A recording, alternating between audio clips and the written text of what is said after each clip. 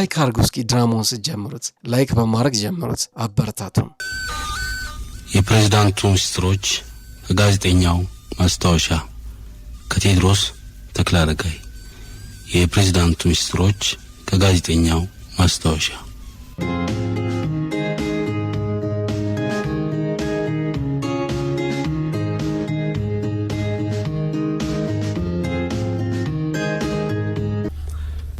ጋዜጠኛው እኔ ነኝ። አንዳንዴ ጋዜጠኛ መሆኑ መታደል ነው። በእርግጥ አንዳንዴ ደግሞ ክፉ ዕድልም ይሆናል። መልካም ዕድልነቱ ማንም በቀላሉ ሊገባ የማይችልበት ስፍራ እኛ መግባታችን፣ ለሌሎች የተከለከለው ለኛ መፈቀዱና ሌሎች መልካም ዕድሎች ማስገኘቱ ነው። ክፉ ዕድልነቱ ደግሞ በቃ ስለ ክፉ ነገር ባናወራስ? ስለ ምንነቴ ስለተናገርኩ ማናት አትበሉኝ፣ ከየትም ነህ አትበሉኝ። በቃ እኔ ሰው ነኝ፣ ጋዜጠኛ። አንድ አፍሪካ ሀገር ውስጥ ነው የተወለድኩት። ይህ ታሪክ የገጠመኝ ሌላ አፍሪካ ሀገር ነው።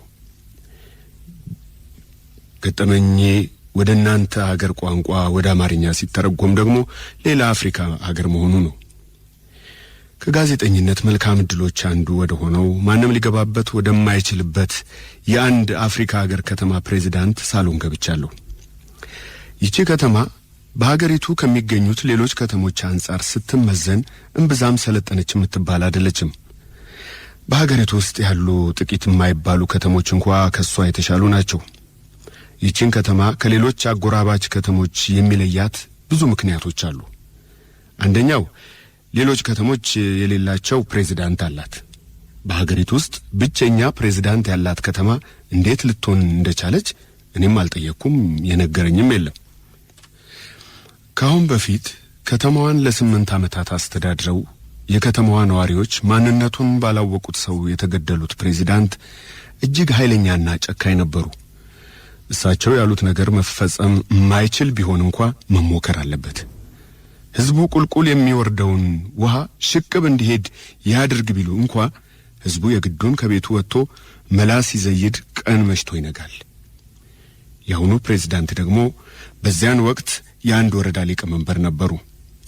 እሳቸው ደግሞ እጅግ ሲበዛ ዲሞክራት ለመሆን ይሞክራሉ።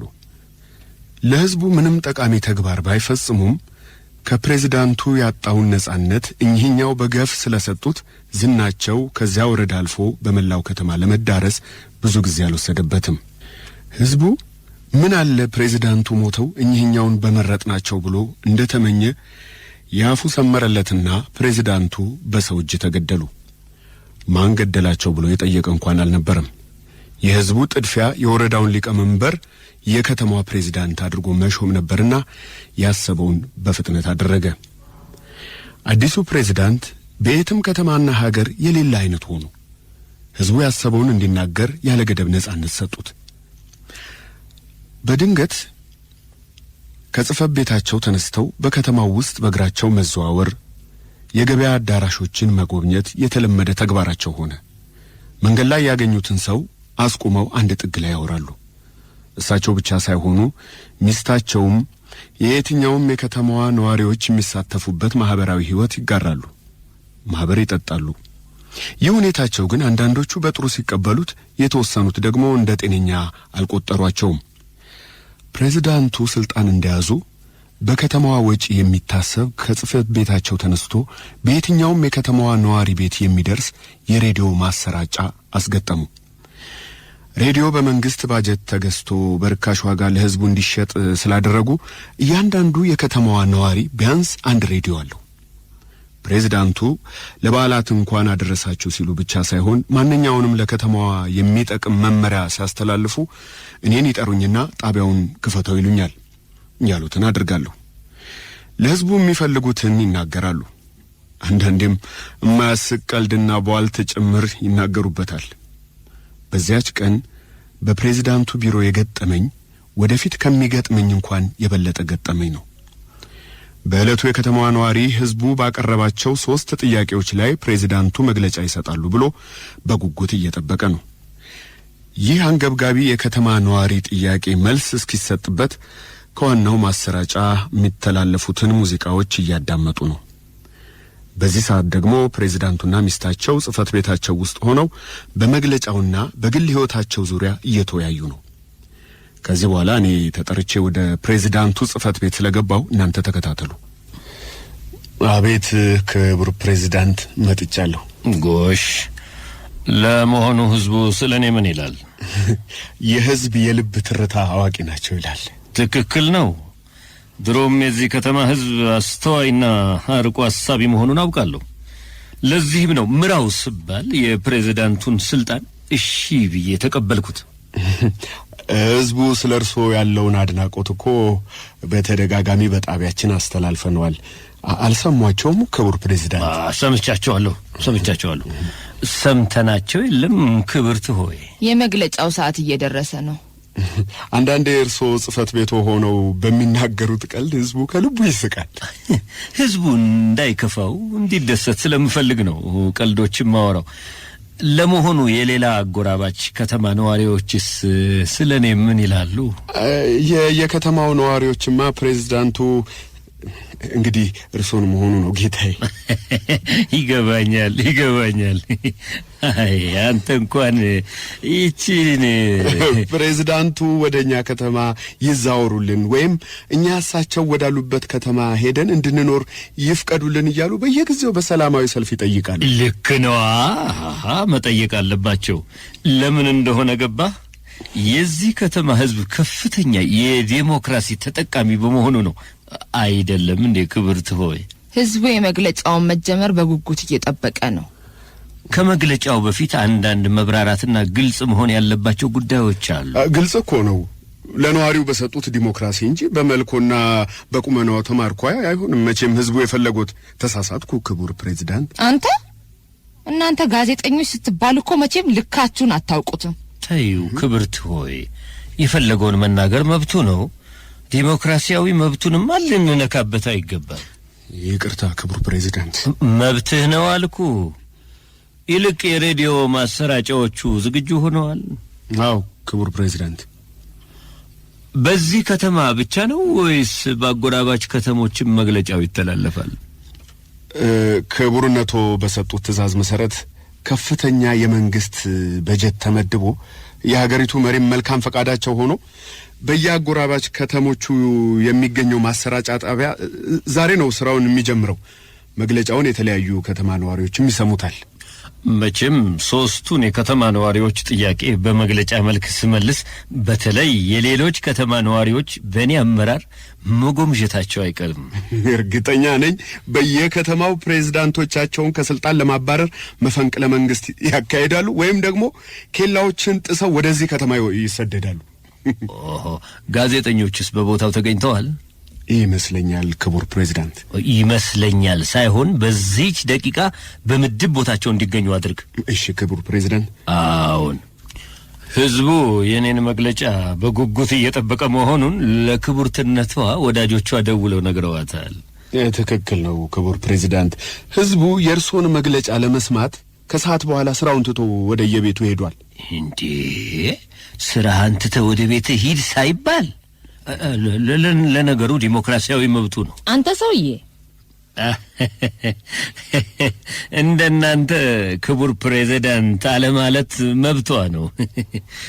ይልቅ አንተ ጋዜጠኞቹ ካሁኗ ደቂቃ ጀምሮ በየምድብ ቦታቸው ተገኝተው ስራቸውን በንቃት እንዲያካሂዱ መመሪያ አስተላልፍ። ታዲያ ዲሞክራሲ የሚባለው ነገር እዚህ ቦታ ብቻ አይሰራም። ምክንያቱም ይሄ በቀጥታ ከህዝቡ ጥቅም ጋር የሚገናኝ ጉዳይ ነው። እሺ ክቡር ፕሬዝዳንት። በአስቸኳይ ወደ ስራ ሂድ። እሺ ክቡር ፕሬዝዳንት፣ ያሉትን ፈጽማለሁ። አንተ ግን ጤነኛ ነህ እንዴ? ኧረ ተይ የኔ ውድ። ጋዜጠኛው ትንሽ እንኳን ከበሩ ራመድ ይበል። አሁን ከአንድ ተራ ጋዜጠኛ ጋር ይህን ያህል አፍ መካፈት ያስፈልጋል? አንቺ ደግሞ ሲፈጥርሽ ነገር አይገባሽ። አንተ ነህ እንጂ የማይገባ። እንደ ውበት ይበላሻል እንጂ አንገትህን ቆርጦ ጭንቅላትህን አበባ መትከያ ማድረግ ነበር። ፕሬዝዳንትነቴን ትረሻዋለሽ ልበል? ለኔ ሳይሆን ለቀጨማ ህዝብ ነው ያንተ ፕሬዝዳንትነት። አሁን ከአንድ ሰዓት በኋላ ከአጎራባች ከተማው ጭምር ቢያንስ 3 እና 4 ሚሊዮን ህዝብ የኔን መግለጫ በቀጥታ ያዳምጣል። እባክህ ጋዜጠኛው ሲናገር አልሰማሽም? ህዝቡ ስራውን ትቶ የኔን ንግግር ለመስማት አፉን ከፍቶ እየጠበቀ ነው። ጋዜጠኛ እኔንም የነሱን ያህል ምትፈራኛ አይመስለኝም። ከአንድ ሺህ ጦረኛ አንድ ብዕረኛ ሲባል አልሰማሽም? አሁን ሄዶ ላገኘው ሁሉ ምን እንደሚል ታውቂያለሽ? ፕሬዝዳንቱን ሰደብኳቸው፣ ሚስታቸው ስትቆጣ እሳቸው መብት ነው አሉ ነው የሚለው። እና መሰደብ ደስ ሊልህ ነው? ምን ነካሽ? ያለፈው ፕሬዝዳንት ቢሆን ወዲያው ይገድለው ነበር። ይሄኛው ግን ተወው እየተባለ በህዝቡ ውስጥ ያለኝ ፍቅር ይበልጥ ይጨምራል። የከተማው ነዋሪ ሲሰደብ በሚስቅ ሰው መመራትን የሚመርጥ አይመስለኝም። አንቺ የህዝቡ ተፈጥሮ አልገባሽም። ደግሞ እኮ በመልክና በቁመና አይደለም የተወደድከው ነው ያለው። ይሄ ደግሞ ስድብ አይደለም። እና ምንም አልመሰለህም? እሱማ በልቤ አንተ መደዴ አልኩት። በልቤ ነው ታዲያ። በአፍህ ግን መብትህ ነው ተሳደብ አልከው። ፕሬዝዳንት ስትሆኝ እንደኔ ነው የምታደርጊው።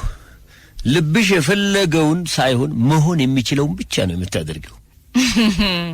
ስድቤን በደስተኛነት መጠጣት፣ ከዚያ በኋላ ደግሞ አረሳስተሽ አከርካሪውን መምታት። በምን ምክንያት? ለምሳሌ አንድ ቀን እጠራውና ለህዝቡ መጥፎ የሚሆን ዜናን አስተላልፍለዋለሁ። ከዚያማ ፕሬዝዳንት በመሆኔ መቀበሉ አይቀርም። የህዝብን ጥቅም በገንዘብ ተደልለህ ለሚጎዳ ተግባር ታውለዋለህ የሚል ወንጀል እለጥፍበታለሁ። ይታሰራል ወይም ራቅ ወዳለ ገጠር ይባረራል። ሁሉንም ለማድረግ መብቱ የኔ ነው። እሺ አሁን ምን ለብሰህ ነው መግለጫውን የምትሰጠው? ምንስ ብለብስ? በሬዲዮ አይደል? ማን ያየኛል? በመግለጫው ቦታ የሚገኙ ባለስልጣናት አሉ አይደል? እነሱ ከጥቂት ደቂቃ በኋላ ይደርሳሉ። ቢያዩም ደግሞ ጥሩ ነው። ፈጽሞ ለግል ጥቅሙ ጊዜ የማይሰጥ ይሉኛል። በልሽ የመግለጫው ሰዓት ከመድረሱ በፊት ሽንኩርቱን ከተፍ አድርግልኝ። ሽንኩርት? አብደሻል እንዴ እኔ ቆንጆ? ቢያንስ 30 ደቂቃ አለ። መክተፉ ደግሞ ቢበዛ 15 ደቂቃ ይፈጅ ነው። እንዴ ባለስልጣናት ፊት ሽንኩርት እያልኩ እንድቀርብ ነው የምትፈልጊው? በዚህ ላይ የከተፍኩ የካቢኔ አባላቱ ቢመጡስ? ምን አለበት? ታታሪ ፕሬዝዳንት ነው ያለን ይሉሃል። ነገሩ ልክ ነሽ፣ ግን ካላጣሽው ስራ ሽንኩርት መክተፍን ሰጠሽኝ። አይኔን ያቃጥለኛል ሲነግሩ አይገባ። ምን ችግር አለው ታዲያ የኔ ውድ? የሽንኩርቱን ልጣጅ ጆሮሽ ላይ አታደርጊው? ግን ስለት ያለውን ቢላ አዘጋጅልኝ። በዓለም ላይ የቤት ሰራተኛ የሌለው ፕሬዝዳንት ትባላለሁ ብለህ ምን የመሳሰሉ አገልጋዮቻችንን ያባረርከው አንተ? እሱንም አውቃለሁ። ለዚህ አይደል ለቅድሙ ጋዜጠኛ እንደቀልድ አድርጌ የነገርኩት። ከጥቂት ደቂቃዎች በኋላ የካቢኔ አባላቱ ሲመጡም ይህንኑ አረጋግጠው ይሄዳሉ። ጋዜጠኛውንማ አስረዋለሁ ወይም አባረረዋለሁ አላልክም? ቅጣቱ ስራውን ከሰራ በኋላ ይደርሳል። የት ያመልጣል? አንተ ግን ተንኮለኛ ነህ። እኔ ቦታ ስትሆኚ እንዴት አድርገሽ መጥፎ ነገርን በጥበብ እንደምትፈጽሚ ነው የምትማሪው። የሚገርምሽ ግን ህዝቡ ለኔ ያለው ልዩ ፍቅር ነው። እንደ ልባችሁ ተናገሩ ስላልክ ብቻ ወሬ ለሚወድ ህዝብ በነጻነት አውራ ከማለት የበለጠ ቸርነት የለም። ለመሆኑ መግለጫው ስለምንድን ነው? ቀልደኛ ህዝብ ነው ባክሽ። ምን ይደረግልን አሉ? ልክ ሰርተው የደከማቸው ይመስል የሥራ ሰዓት ይቀነስልን ይላሉ። እና አይሆንም ልትላቸው ነው? ለምን እጠላለሁ? በየቀኑ 1 ሰዓት ተቀንሶላችኋል እላለሁ። ቆይ ግን ለምንድን ነው ሰዓት ይቀነስልን የሚሉት? በሰዓት ጥበት የተነሳ እስከ 3ኛ ብቻ ይጠጣ የነበረውን ቡና እስከ 4ኛና 5ኛ ለመጠጣት ይሆናል። ሌላ ምን ይሰራሉ? መቼም የኢኮኖሚ ጉዳት አይኖረው የሰዓቱ መቀነስ?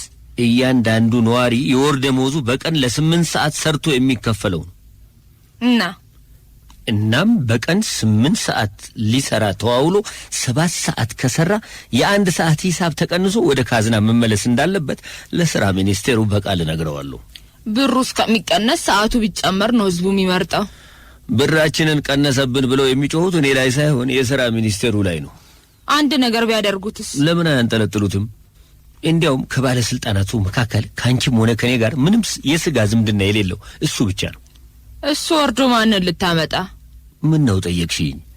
ካንቺ ዘመዶች መሃል ስራ ያልያዘ አለ እንዴ? አንድ ነበረ፣ እሱ ደግሞ አይሆንም። ለምን? የዚህ ከተማ ነዋሪ መሆን የለበትም ስላልኩሽ ነው። ሚስጥሩ እንዳይታወቅ እኮ ነው፣ ለሌላ አይደለም። ገና ከ7ኛ ክፍል ነው ትምህርቱን ያቋረጠው። ታዲያ በሚስጥር ፎርጅድ የሚሰራለት አይገኝም? ይሄ ሁሉ ሰው ታዲያ እዚህ ቦታ ትልቅ ቦታ የደረሰው በእውቀቱ ብቻ ተጠቅሞ ይመስልሻል? ስንተኛ ክፍል ተብሎ ነው የሚሰራለት? ቢያንስ ቢኤ እንዳለው ተደርጎ። ባለፈው ወር ፎርጅድ በሚሰሩት ላይ ጥብቅ እርምጃ ይወሰዳል የሚል አዋጅ ወጥቶ የለ? የሚሰሩትን እንያዛለን ብለው ይፈራሉ። የማትረቢ ሴት ነሽ። አዋጁ ሳይወጣ አትናገሪም ነበር? ቢያንስ ሳምንት 15 ቀን አዘገየው ነበር። ለነገሩ እኮ ቢሆንም ገና የሥራ ሚኒስትሩ ከተነሳ አይደል? የኔ ጅል፣ እሱ ተዘጋጅቶ ቢቀመጥ ስራ መች ይጠፋል? ኧረ ተው ይሄን ምላስክን ማውጣት። ብቻ ስብሰባ ስትመራ አንዱ ሲያናድድ ምላስን እንዳታወጣበትና በአንድ ቀን ስምህ ገደል እንዳይገባ ይለምድብሃል እኮ። ምናልባት ህዝቡ ሊወደኝም ይችላል። ኦቴ ምላስን ስላወጣበት ነው የሚወድህ? የዚህ ከተማ ህዝብ ምን እንደሚያስደስተው ማወቅ አትችይም። ኧረ ራሱም አያውቀው።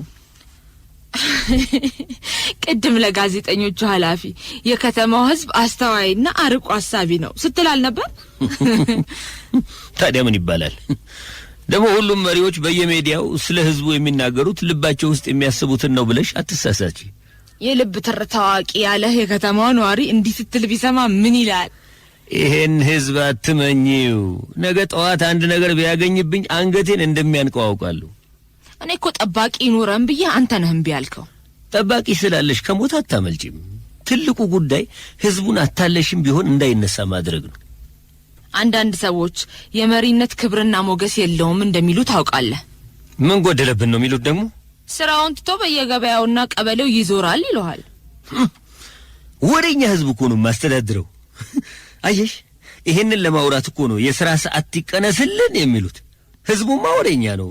ለምሳሌ እኔ በግሬ አንድ ቦታ ዞር ዞር ካልኩ ከሌላው ቦታ ይልቅ እዚያ አካባቢ ቡና በብዛት ይሸጣል።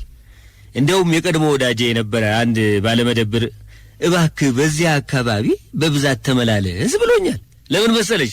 ቡናውን የሚገዙት ስለኔ ለማውራት እኮ ነው። ግን በባህሉ የሚኮራው ህዝብ እያልክ ነው በየለቱ የምትናገረው።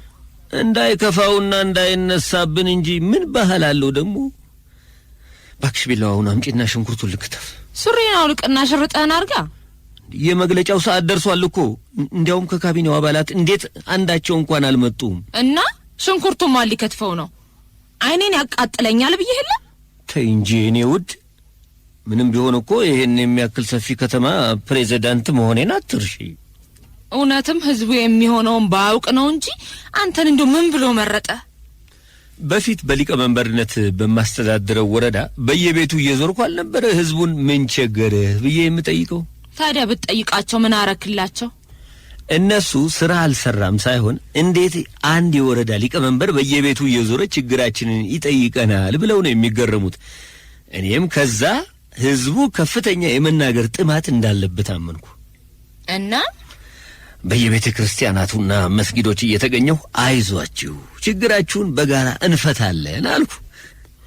በኋላ ያለፉት ፕሬዝዳንት በቅጥር ነፍሰ ገዳዮች እንደተገደሉ ህዝቡ እሱ ቢመራን ብቻ ነው የሚያልፍልን ብሎ ከተማዋን በሰልፍ አጥለቀለቃታ።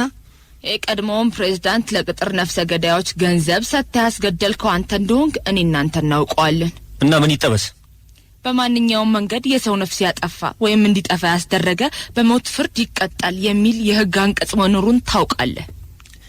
ይሄን ሚስጥር ሳት ብሎት እንኳን እንዳያወጣ አይደል እንዴ ገዳዩን ሹመት ልሰጥህ ነው ብዬ ጠርቼ እዚህ ግቢ ራሴው ገዳይ መርዝ ወግቼ የገደልኩት። አቤት አንተ ግን የሞት ክለት በሰማይ ቤት በስንት ሰው ህይወት ማጥፋት እንደምትጠየቅ እግዚአብሔር ይወቅ። እግዚአብሔር ፊት ስትቀርብ እግዚአብሔር ፊት ብቀርብስ ከ10 ሰው በላይ አስገድያለሁ እንዴ? መቼም በራስ እጅ ገድለሃል የሚባለው 3 ብቻ ናቸው። አንድ ነፍስስ ቢሆን? እኔ እኮ ፕሬዝዳንት ነኝ። ፈርሜ የምወስደው ባይሆንና በአዋጅ ባይጸድቅም በጀት አለኝ። የምን በጀት? ሰው የማስገደል ወደሽ ነው? ድሮ ታዲያ እንዳንቺ እየተሞናደሉ ህዝብ ማስተዳደር የሚቻል ይመስልሻል? አንተ ጉደኛ። እኔ ነኝ ሞንዳለው እንክት። ይሄ ተጠራጣሪ ህዝብ የከተማዋን ብር እየበሉት ነው የወፈሩት ይለናል። ራትሽን ታይ ብልሽ አሻፈረኝ እያልሽ ጡትና መቀመጫሽ እየተደበላለቀልሽ ነው። ድሮስ አንተ ፕሬዝዳንት ከመሆኑ በፊት ቀጭን ነበርኩ። ባይሆንስ አሁን ብትቀንሺ ስለ ህዝቡ ስለሚያስቡ ነው ይባል የለ? ይህ ህዝብ እባብ የመሆኑን ያህል በቀላሉ ደግሞ የሚታለል ነው። እኔ ግን በየዘመዶቻችን ስም የተቀመጠው ገንዘብ ተሰብስቦ ባይሆን ውጭ ሀገር ባለ ባንክ ቢገባ ይሻላል ነው የምለው። በ10 ሰዎች ስም አይደል ያስቀመጥነው?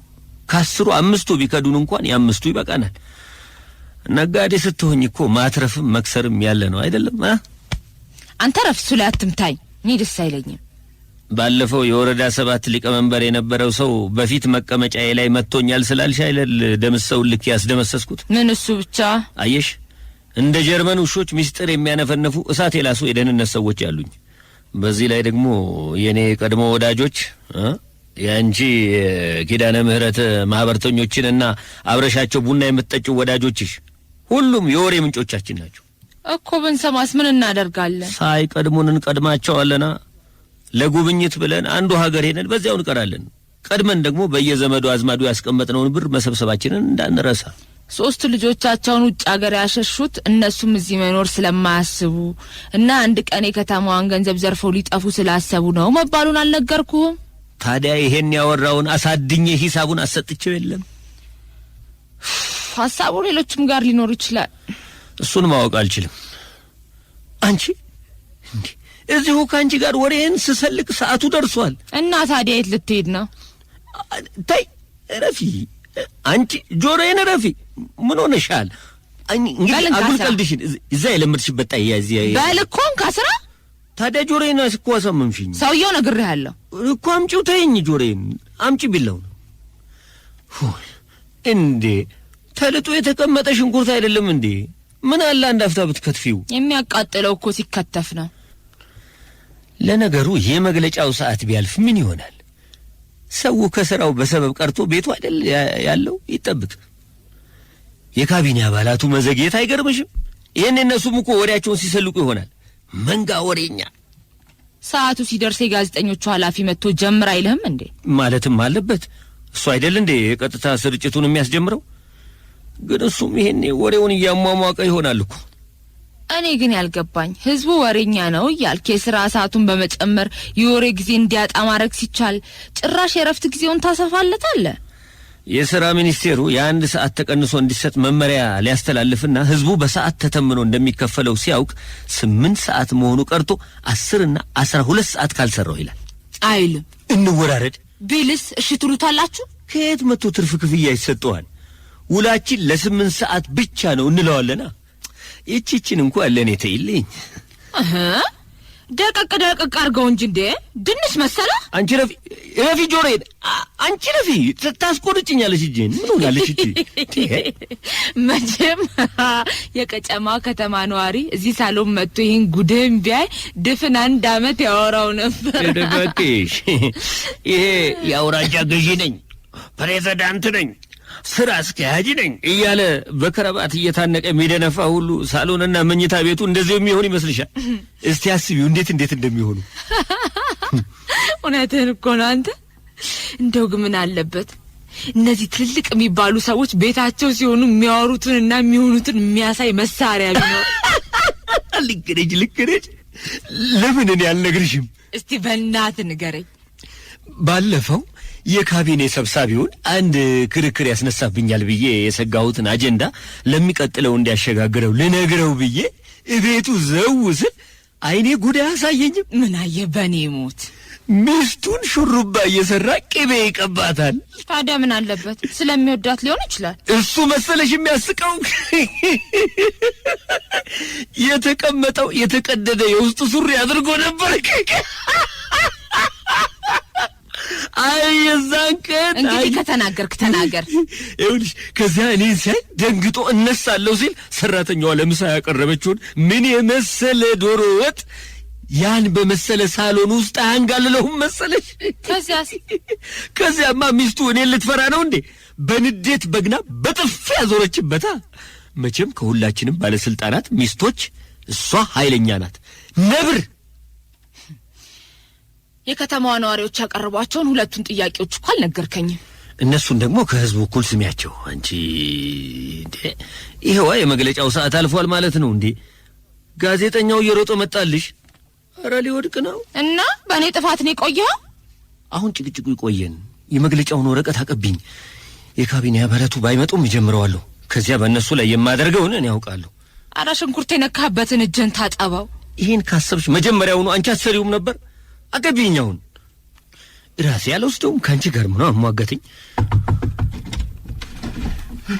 እንዴ? ምን ነው አንተ? ክቡር ፕሬዚዳንት፣ ምንድነው ችኮላው እንዴ? ቆይ አንዴ እጄን ታጥቤ እመጣለሁ። በዚህ ላይ ደግሞ ባለስልጣናቱም አልመጡም። አረ ምኑን ታጠቡት ጌታዬ? መግለጫው እንደዘገየ ይገባኛል። ቢሆንም ግን አንድ ፕሬዝዳንት በግል ሰዓቱ ጭምር በከፍተኛ ስራ ተጠምዶ እንደሚውል ህዝቡ መገመት አለበት። አረ ጌታዬ ለዚህ ሁሉ ጊዜ የሎትም። ጋዜጠኞቹ ዝግጁ ናቸው? እነሱማ በስራቸው ላይ ናቸው።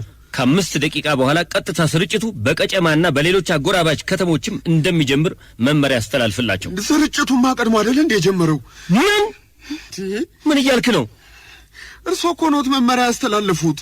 ምን ብዬ? በየምድብ ቦታቸው ተገኝተው ስራቸውን በንቃት ያካሄዱ ሲሉ ከዚህ እንደወጣው ስርጭቱ እንዲጀምር ማብሪያ ማጥፊያውን ተጭኘው ነው የወጣሁት።